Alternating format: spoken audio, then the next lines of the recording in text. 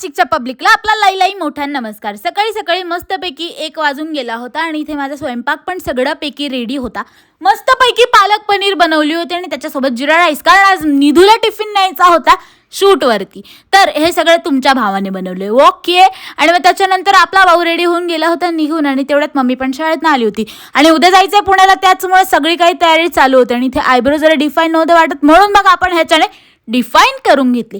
आणि मग त्याच्यानंतर मग हे वातावरण जरा ढवळल्यासारखंच झालं होतं असो, पण मग वाटलं केस पण खराब झाले म्हणून केसही धुवून घेतले। आणि मग त्याच्यानंतर अचानक बघितलं तर भाई बेमौसमी पाऊस चालू होऊन गेला होता अचानकच। असो, संध्याकाळी माझी तयारी व्हायच्या आधी मी बॅगा बिगा पॅक करून आम्ही सगळं रेडी होऊन गेलो होतो।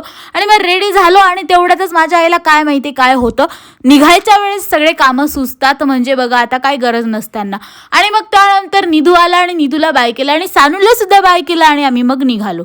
निघताच उशीर खूप झाला होता असं पण मग तरी पण फायनली श्री गणेशा झाला। आणि मग आलो इथे, आधी इंधन बिंधन भरवून घेतलं गाडीमध्ये आणि मग रात्री 1:30 वाजता अप्रॉक्सिमेटली आम्ही पुण्यात पोहोचलो। आणि गाईज खूप थकल्यामुळे that is it for the day, bye bye.